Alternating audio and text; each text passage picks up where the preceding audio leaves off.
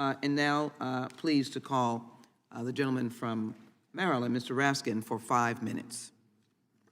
Thank you so much, Madam Chair. A couple of our colleagues have referred to discrimination as something that's taken place in the past. And, for those of us who lived through January the 6th, we saw old-fashioned white nationalism and racism alive and well at our front door. There were members of extremist groups, including the Aryan Nations and Klansmen and the militia groups, that came to smash our windows, beat the daylights out of our police officers, knock down our doors, and interrupt the counting of electoral college votes for the first time in American history. And I'm just surprised to hear people referring to racism as something that took place in the past, when we're seeing the evidence of it all around us today, including most recently at the gathering of Nick Fuentes with the radical right, a known anti-Semite, and he was visited by none other than a couple of our colleagues, Marjorie Taylor Greene being one of them, and they were there just a few days ago. So let me start with Ms. Suara. Can you tell me how government surveillance of Muslim communities, including mosques and Muslim groups, has undermined relationships between community members and law enforcement, and is that still taking place? Thank you. Yes, surveillance of the Muslim community is counterproductive and it's very dangerous.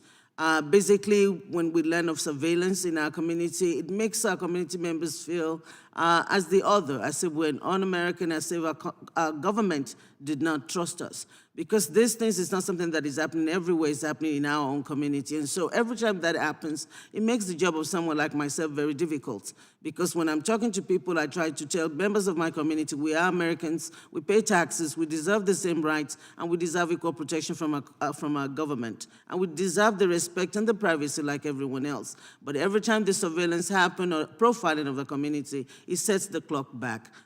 It leads to lack of trust in the government, and that is counterproductive to what we want to do as government. Thank you. I have a question for Dean Wadia. Can you explain what the civil liberties and human consequences were of President Trump's Muslim bans that he began his administration with? Thank you for the question. There were significant human consequences and policy harms with the various versions of the Muslim ban. I'll share a few. One, included sort of vast, invisible family separation policy that continues to this day. So people in qualifying family relationships, a US citizen married to a Yemeni, were unable to be together and were otherwise excluded. A Syrian student courted by a university for a PhD program could be denied and not be enrolled in the program because of the ban. An Iranian mother who was seeking to visit the United States to see the birth of her first grandchild, unable to travel to the United States because of the ban. So those were some of the harms that were direct. There are also lasting harms, right? There are procedural impediments that still make it impossible for individuals who were separated or affected to be reunited, even after the ban has been repealed, because of costs, because of bureaucracies, and so on.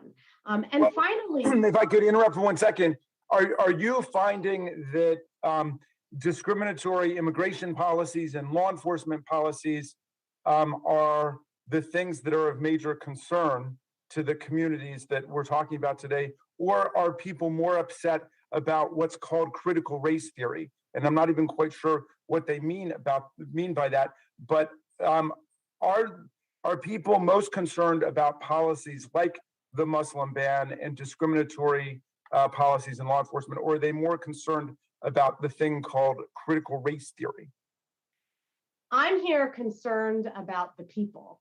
And that includes those who have been harmed and continue to be harmed by policies that the government has a choice to change. It boils down to choices. Thank you, and I yield back, Madam Chair.